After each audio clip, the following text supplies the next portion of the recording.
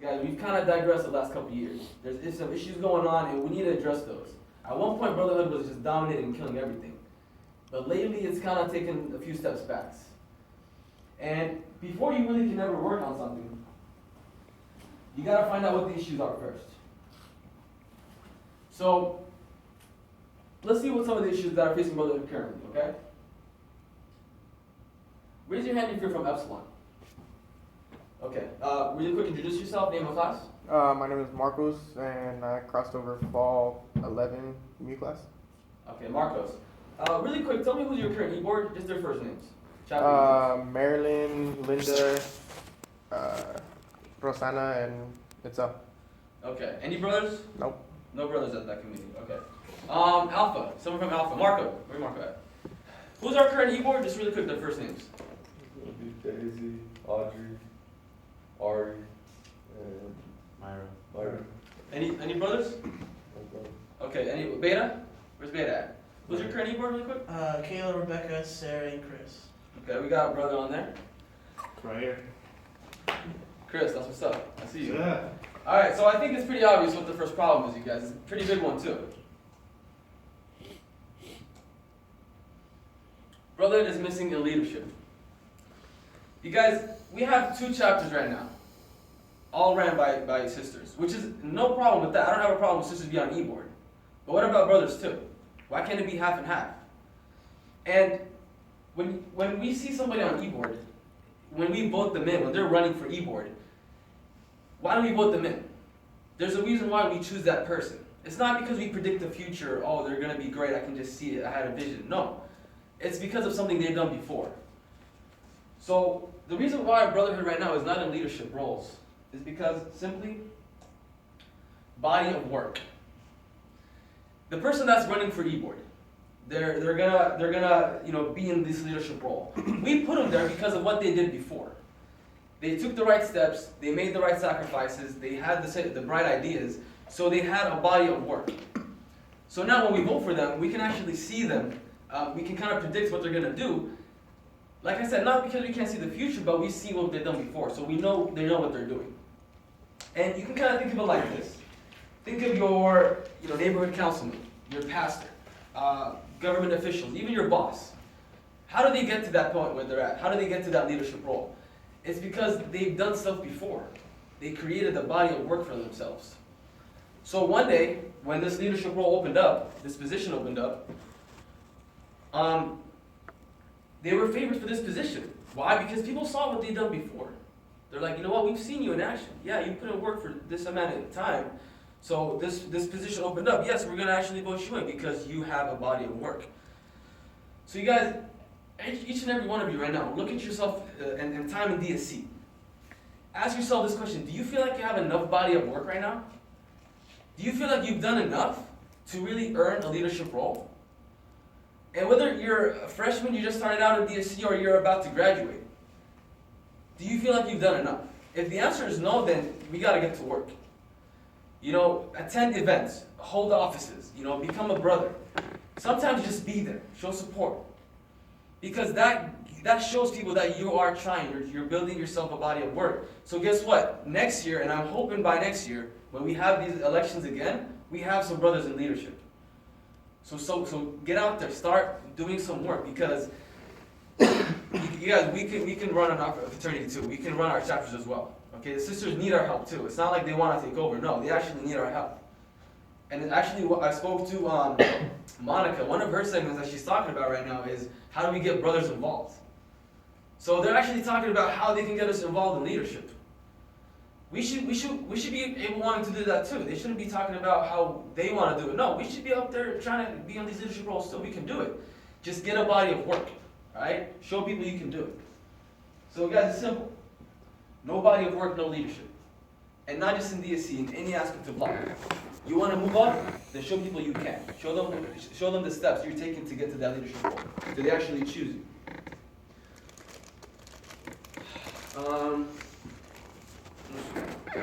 Can you step up really quick? To the front. I want you to stand right here in the middle. Face everybody. Alright. So I want you to take a step forward, but only towards Russia. north, right? Towards Russia. It's like over here. But yeah, cause if you think about it, the freeway, the 605 runs north, right? Right. It's all facing the north. Russia's all over to my east. Or all the way.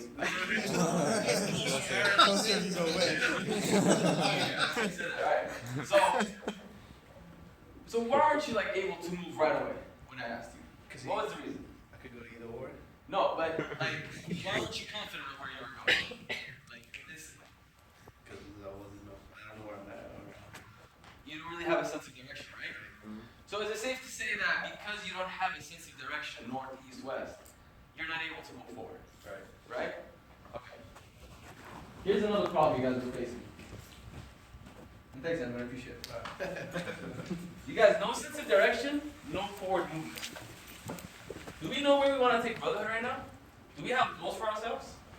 Do we know what our next plan for next semester is? And I'm not talking about DSC's goals. You know, we have E-Board, we have PC, they plan the semester, they plan the year. And as members, we come and help out and execute. But I'm talking about us right here. What are our goals? Where are we going with Brotherhood to move forward? So, if we're just waiting on E-Board, if we're just going with the routine every year, semester starts, okay, we're going to go to this event, this event, this event, and kind of Brotherhood are just going along with it, how are we really bonding with each other? How are we really strengthening ourselves? Because we're just kind of there. But we need to have a plan. We need to know what our goals are, how we're going to execute them, and then actually get them done. That's what Brotherhood is missing right now. And that's how you actually create a body of work too at the same time. Because people are going to see you in action. So, this is what Henry Ford said, you guys.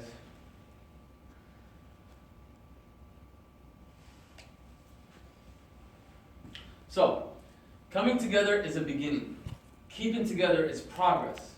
Working together is success. Coming together, you guys were together, right? We're in the same room right now.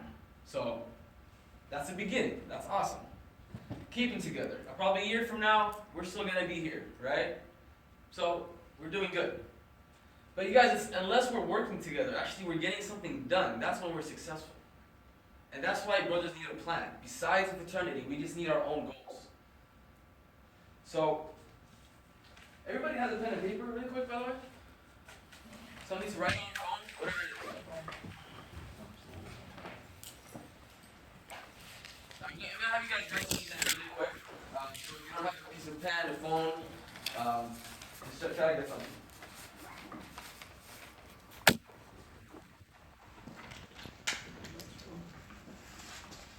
Alright, I'm gonna ask you guys a question. I'm gonna show it on the screen right now, okay? And I want you to write what you believe is the right answer. Now, specifically for this question, I'm telling you right now, there is no right or wrong. It's just everybody's perception about this question. It's kind of what comes out when you think about it. You know, and write it down. So everybody's gonna have different answers, I guarantee that. But just write what you think, and make it quick, you guys. You don't have a lot of time. 5 or 6 word sentence, but just write what you can really quick. Alright, go.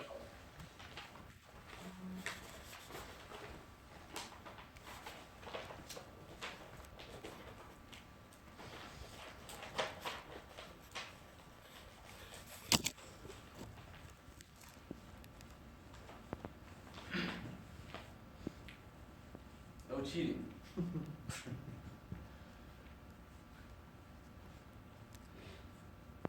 Alright, a couple more seconds, guys.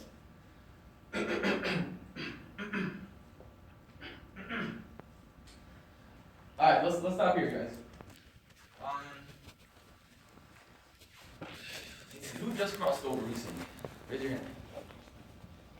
Okay, Chris, right? Yep. Tell me what you wrote. Alright. What I wrote is Brotherhood is teaching and helping each other grow as individuals and as a group. Awesome. Excellent. Stephen, really quick, introduce yourself, name and class, and then also share what you have. Steve Vivian, Beta Chapter Zeta class. What I have is, for me, it's always been about strength and guidance within ourselves, but also being able to support our sister equally. Awesome. You guys see how those two different meanings, two different perceptions of it? And the reason why is because, Steve's been around for a long time with DSC. He's done a lot. So he has a different look at this word. Chris just joined recently, so he still is developing that meaning for himself, but he still has something. Now, what I want to know is, and I think it's really important to know, if we're going to be in a brotherhood that's strong, we need to know the actual definition of this word. So I want to find out, what is the real definition of brotherhood? Okay, let's get down to the bottom of it. I actually looked up the dictionary, by the way, about this word, and it really doesn't give it justice. Like, you can start reading it, and it's like, man, I don't really like that word. It doesn't really make sense that much to me. And it's funny, I actually remember back in 2008, 2007. I first came from Saudi Arabia to the States. I was new here. And I remember walking around Greek week. You know how they have the tables, fraternities, sororities, everybody's trying to, bring everybody over. And I really didn't know anything about brotherhood, sisterhood, fraternities. I mean, besides what we saw in movies, but that's about it. And I remember walking up to this fraternity, and all day I'm hearing brother. Just that word is just being shouted out. And so I walk up to this guy, and I'm like, yo, I keep hearing this word all day, brother. What does it mean? And this is what he said. He's like, oh, bro, it's just something you have to experience to understand.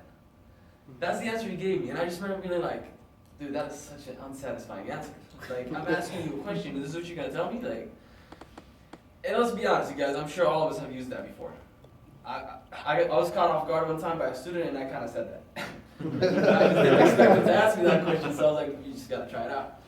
So, we've all been there too, really.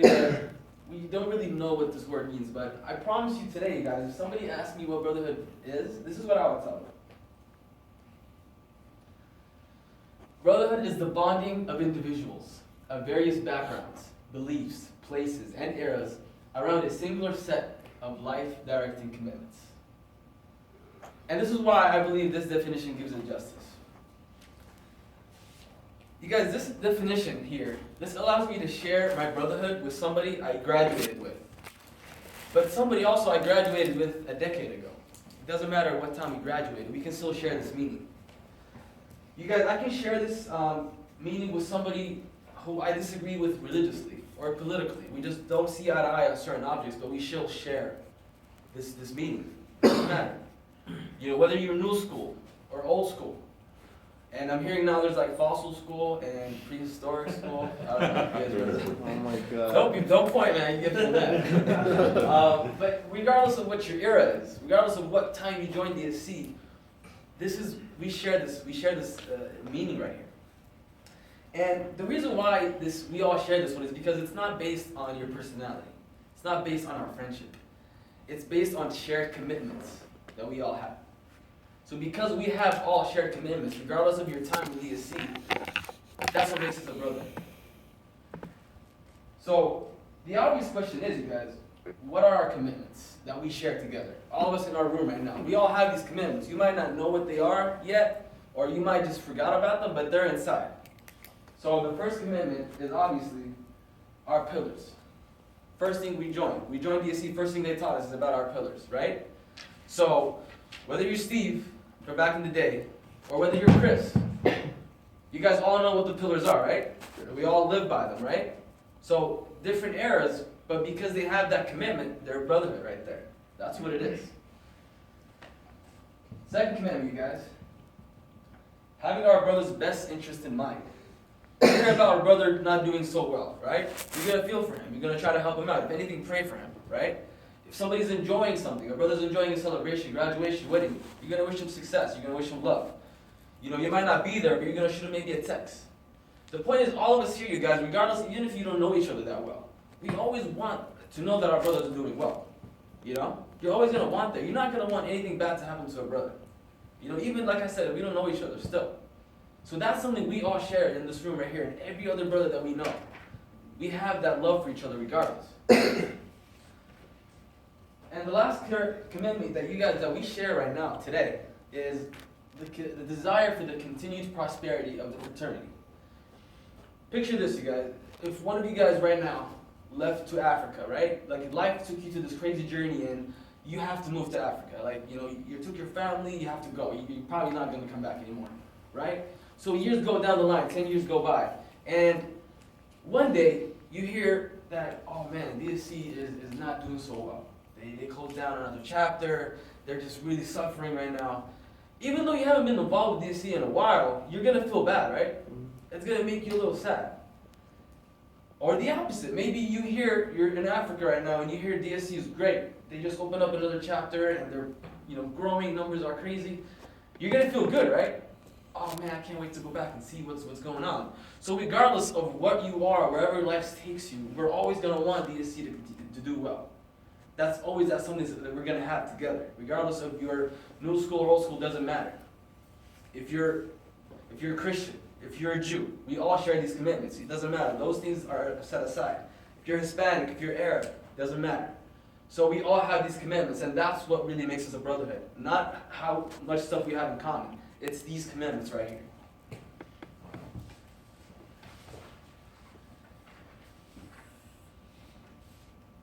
And to get rid of a misconception that a lot of us kind of have heard about or are thinking about sometimes is, you guys, brotherhood is different than let me just say it like this. Oh, wait. Oh, a study, by the way. A study by a group of students at USC. USC has one of the biggest Greeks fraternities and sororities, so they're very dominant with that kind of stuff. So a group of students actually got together and they did some research on specifically what makes a Greek brotherhood strong, right? And they did the research and they determined it wasn't how big they are, right? A Greek brotherhood is not strong because of how big their recruitment classes are, or how big their fraternity house is, or how girls like them. That stuff is not what makes a Greek brotherhood strong. After the study, this is what they determined. A brotherhood is weak or strong based on the degree to which the commitments are made and maintained. That's what makes the Greek brotherhood strong. When I saw this, you guys, this is the first word that caught my eye. The word maintain. What does that mean? Okay, we have the commitments, but maintain? So, we all established pillars, looking after each other, and we always want DSC to do good, right? Those are commitments. So let's say as time goes by, and in the beginning you have these commitments like close to your heart when you first start out. But let's say time goes by, right? And then all of a sudden you really don't care about the pillars anymore. You kind of hear about them and you're like, man, this is a joke. And then like you hear brothers are, your brother needs your help, and you probably can help him. You're like, I just don't care anymore. I don't really care, what the hell with them. And then, as time goes by, you hear DSC's not doing well, or they're doing great, but it just doesn't really affect you anymore, So the commitments that we all shared, you don't really have them anymore.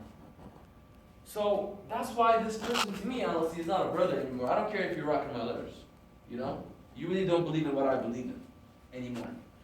So that's what it means to maintain them. You always have to have those commitments always revived in your heart, refresh them all the time.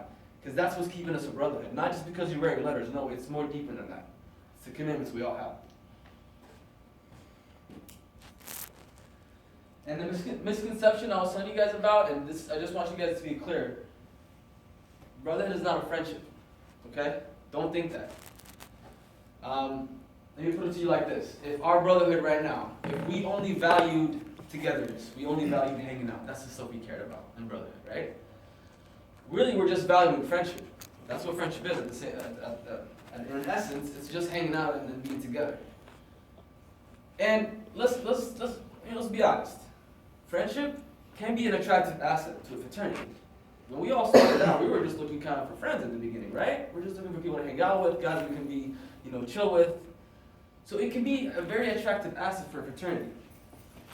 But so can a residence hall. So can a student union. A soccer field. You go hang out in the student union all day, you'll come up with friends at the end of it. So it's a little different than having a friendship. Brotherhood is more sacred than that. Think of friends. People used to hang out with a couple years ago, right? You guys went out to all the parties. You guys liked the same type of girls, same football teams. You guys were just boys, right? That was your homie. And then as time goes by, you notice you really talk to that guy anymore, right? We all have that one person. Now, why is it that kind of drifted apart?